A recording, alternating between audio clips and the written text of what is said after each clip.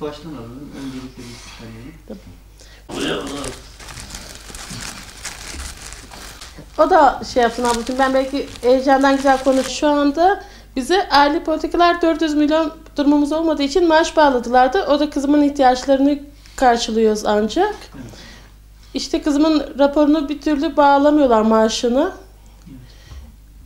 İşte kızımın ayın 5'inde randevusu var Malatya'da. Fakat durumumuz olmadığı için de götürecek durumda değiliz. Ayın 4'ünde de yola çıkmamız gerekiyor o yüzden. Bir sefer geçen hafta götürdük. Tekrar ayın 5'ine randevu verdiler.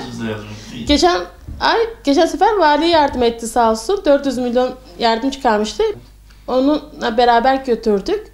Fakat kızımın da raporunu maaşını bağlamalarını istiyorum. Kızımın beyninde su var. Epilepsi hastası, konuşamıyor. Bir de otizm hastası. Hiperaktifliği çok. İşte burada nöroloji doktoru olmadığı için Malatya'ya sevk ediyor doktor. Malatya'ya götürmeye yapıyoruz. Fakat kızımın da burada kullandığı ilaçlarda karaciğerine zarar vermeye başlamış artık. Yani yeterli gelmediği için. Doktor da bulunmadığı için Malatya'ya gönderdi ya da Ankara'ya gideceksiniz dedi.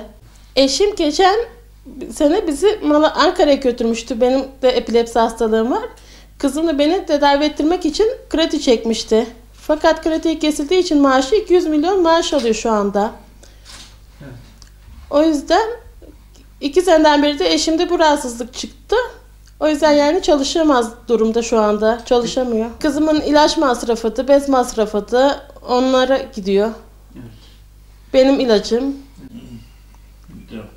Kızımın raporu %70 aldı. Fakat bakıcı maaşı alacağım alamıyorum. Bir türlü bağlamıyorlar.